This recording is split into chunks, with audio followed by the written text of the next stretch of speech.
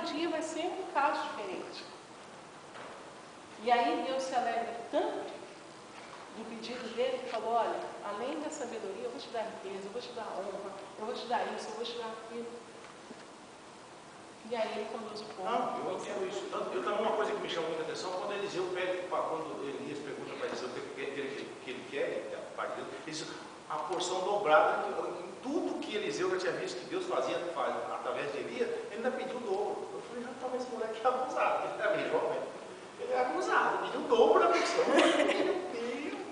Acabou de ver Elias tocar na capa no rio, a água se abrir, tudo É verdade. Eu quero a porção dobrada. Bom, vamos voltar lá para a lição um pouquinho, irmãos, por causa do horário, estou preocupado, faltam 15 minutos só, ainda tem vários pontos aqui. Aí, quando Pedro acaba de falar, começa a falar Paulo e Barnabé. E aí eles começam a fazer o seguinte, contar os prodígios e os grandes milagres que Deus estava operando no meio dos gentios. Ou seja, olha, irmãos, Deus está agindo lá também, independente dos usos e costumes dos judeus. Amém? E aí nós vemos o seguinte, o pronunciamento o pronunciamento decisivo de Tiago. Quando termina Paulo e Barnabé de falar, de contar os prodígios, as maravilhas, os milagres que Deus estava operando, Tiago também sai em defesa dos gentios e da universalidade da igreja, ou seja, da unidade da igreja. Tá?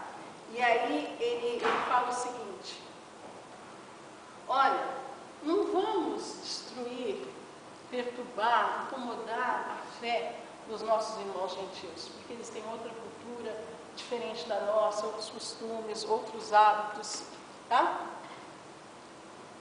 Mas vamos fazer o seguinte, vamos colocar uma doutrina bíblica. E aí nós vamos ver daqui a pouco que pecado é pecado nos Estados Unidos, no Brasil, na China, no Japão, independente da época, do estado, do lugar. Pecado é pecado.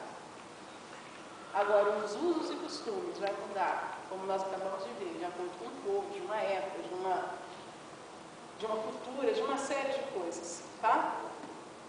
E aí ele fala os 3 pontos importantes. Olha,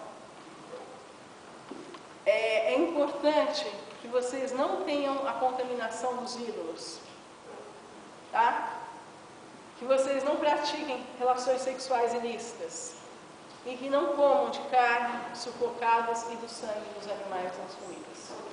Isso é bíblico e isso deve ser seguido, tanto por judeus como por gentios. E aí, no ponto 3, a carta de Jerusalém. Tá? Então, encerrados esses debates, Paulo e Barnabé, assim como Judas e Silas, não Judas Iscariotes, mas o outro Judas, né? Judas Iscariotes já tinha morrido nessa época há muito tempo.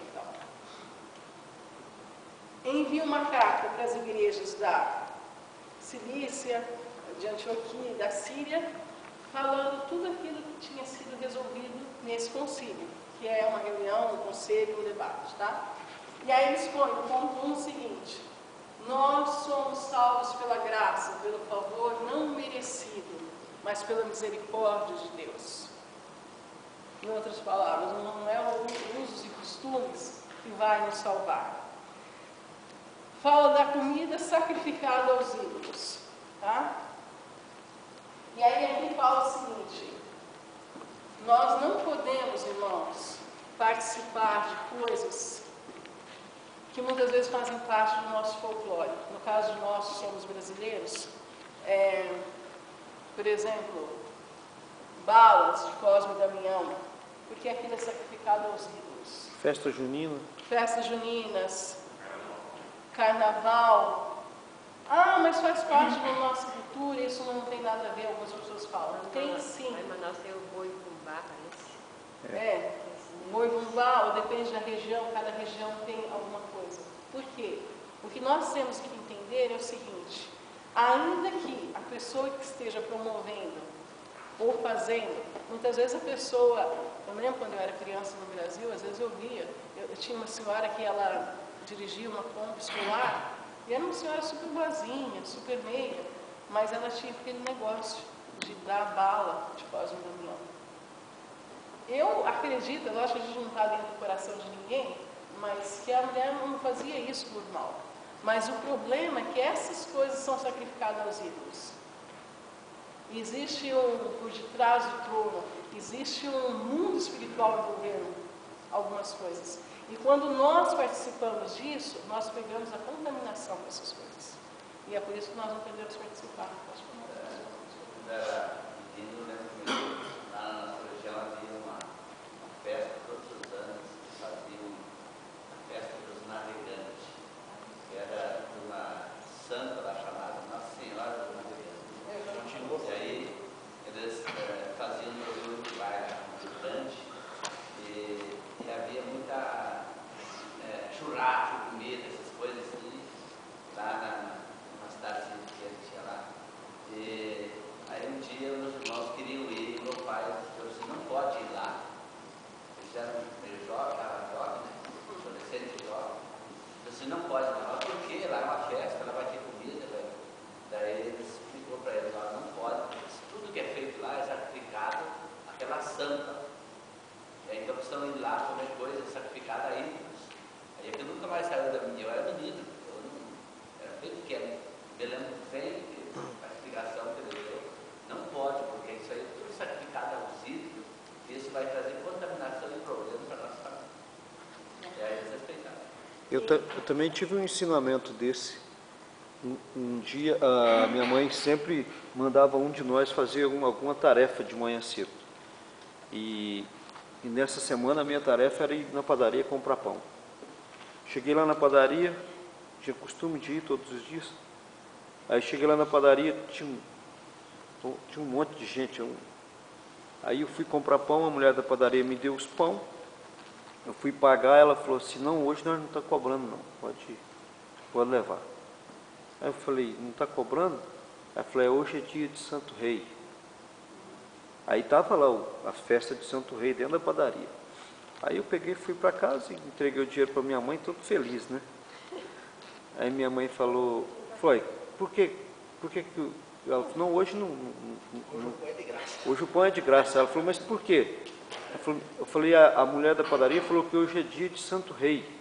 Então esses pão é de graça para nós. Hoje nós não vai gastar dinheiro. Aí a minha mãe falou assim, vem cá. Falou assim, não, esses pão a gente não pode comer. Aí ela foi, explicou tudinho, pegou os pão e jogou fora. Jogou no lixo. E foi um aprendizado para a minha vida toda. E é tão sério. E às vezes o que acontece hoje é o seguinte, eu não vou contrariar a minha criança não, e deixa a criança, não ensina a criança a sair, igual o menino às vezes quer ir em Halloween, não, deixa ele ir porque, tadinho, não sabe de nada, não vou contrariar ele. Perdeu a oportunidade de ensinar o filho a verdade da palavra de Deus. Exatamente. E é tão forte isso que eu tenho ensinado para a Isabela, uma vez nós vivemos aqui, eu vim conhecer o que era o Halloween aqui nos Estados Unidos, e aí fui estudar biblicamente também na internet, pegar várias informações e tudo do perigo do Halloween. E aí eu vi que é uma festa satânica que durante 30 ou 40 dias os satanistas se reúnem e jejuam, irmãos, consagrando os doces, e eles têm que pegar uma determinada quantidade de crianças para matar, e é a época nos Estados Unidos que mais some criança. Então existe um mundo espiritual terrível atrás do Halloween. E às vezes a pessoa vai no mercado e pega aquele docinho lá com coisa alaranjada, que na época do Halloween e come e traz contaminação. E eu tenho ensinado muito isso para minha filha, e no dia 31, no dia que eles vão comemorar, eu não levo minha filha na escola. Então eu falo com ela e ela já fala para a amiguinha dela. E aí, o ano passado, não era dia de Halloween, mas não sei o que aconteceu lá, que eu acho que deram alguma coisa para ela, e sempre falo para ela, Isabela, filha, qualquer coisa que você for comer, você ora